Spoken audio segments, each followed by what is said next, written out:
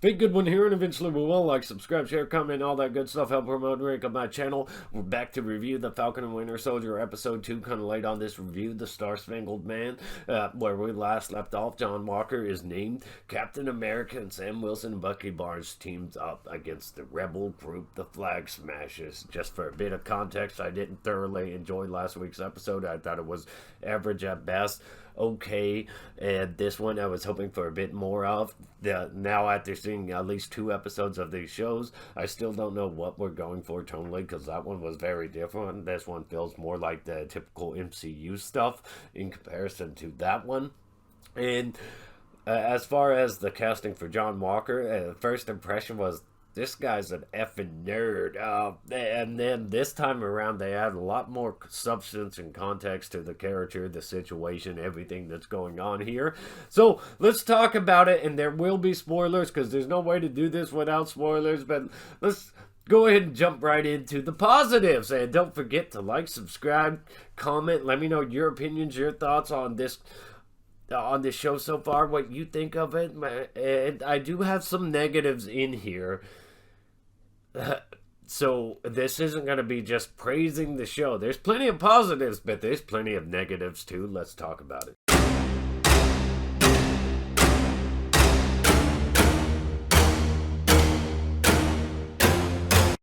The positives on this one, this episode delivers on that buddy cop bromance that the trailers teased us with Bucky and Sam, Falcon and the Winter Soldier, and it felt like an authentic, competitive, potent combination of sidekicks butting heads over the mantle of Captain America. Even though neither is exactly asking for it, Sebastian Stan delivers on the tension as Bucky Barnes, while Anthony Mackie kind of breaks that tension with comedic relief. Flow and the pacing of the story is almost top-notch, a roller coaster ride filled with scenic bits, rich with Marvel Captain America characters, history, deep cuts, characters you could never fit into the films due to how long it takes to just make a single Cap film and get it out there. This actually makes the Incredible Hulk film starring Edward Norton more relevant than ever due to the connective tissue of the super soldier formula in that film. You find out there's a bunch of super soldiers in this one, as not just Falcon and the Winter Soldier team up to fight these Flag Smashers, but New Cap and his sidekick abruptly join in on the fun. Visually, it was a kick-ass strong action sequence where Falcon again is the highlight. It is cool to see like John Walker and Battlestar. The comedy, there's a joke in there about Bucky's time in Wakanda and him being White Panther while Bucky corrects him with it's White Wolf. Another line later, a kid is annoying Sam, calling him Black Falcon when it's just Falcon, and Sam is like, then what are you, Black Kid?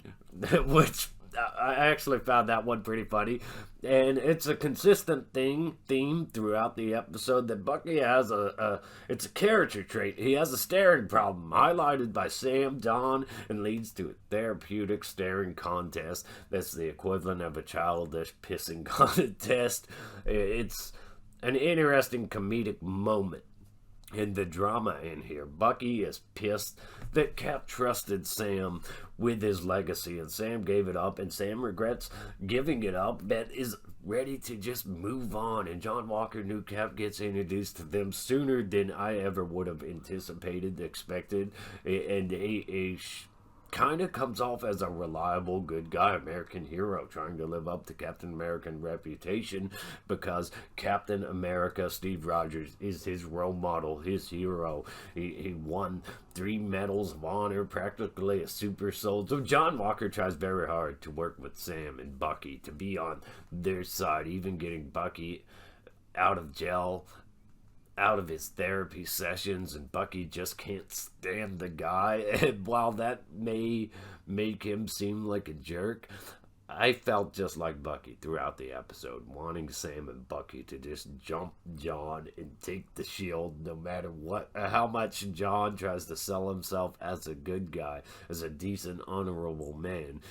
In the end, John tells them to just stay the hell out of his way, though, when they refuse to partner up with him for the final time. Negatives on this one: the scene with Isaiah Bradley confrontation between him and Bucky took a dark turn, and what kind of brought the flow of the story to a grinding halt, as well as just not matching up with the rest of the episode tonally. I felt like this episode was trying to convey racial tensions, deliver some social commentary. The scene with the cops, how a black Captain America was treated, and your people comments, even though that meant Hydra, I just felt like a lot of unflattering insinuations were being conveyed where they need not be. It's completely unnecessary, and it kind of reflected the media and all their anti-white hysteria and the whole discrimination thing that they like to go on about. Aside from that, those street refugees, flag smashers getting the best of someone like Bucky, the Winter Soldier, makes zero sense. Zero to no sense. Just because they're super soldiers, we've seen what he's capable of, and just because he's no longer a brainwashed assassin, that level of skill shouldn't be undermined for the sake of the narrative. I'd also like to say the first and second episode almost feel so different, not keeping in line with itself. The show doesn't seem to know what it wants to be. WandaVision had the same problems. Get episodes with depth, substance, sometimes that feel outside of the normal Marvel things they do in the Marvel Cinematic Universe. Then it goes right back to playing it safe with joke, and flashy, fast-paced action. This episode plants all the seeds for what's to come. Flag smashers on the run from the power broker, having to do with the super soldier formula. Sam and Bucky sure to now have a competitive, unfriendly arc with John Walker and Battlestar, and with the power broker name drop responsible for John Walker becoming a super soldier in the source material. I expect John Walker to become somewhat the enemy at the least, and Sam and Bucky are off to see Zemo, off to see the wizard. So look for more interesting things to play out, more interesting things to come. I do hope that it will get better, because as of right now, I just find it kind of mediocre. A 6 out of 10. I do think that there's more when it comes to like Isaiah Bradley. That I do think that Hydra was involved to some degree or whatever when it came to the experimentation to replicate the super soldier formula or whatever.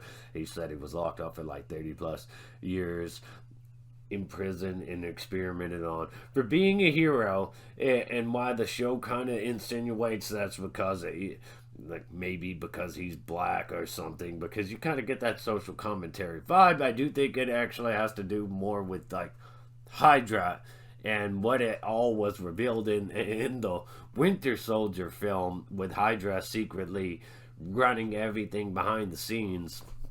But I'd love to hear your thoughts and opinions on everything that played out this episode. I give it a 6 out of 10.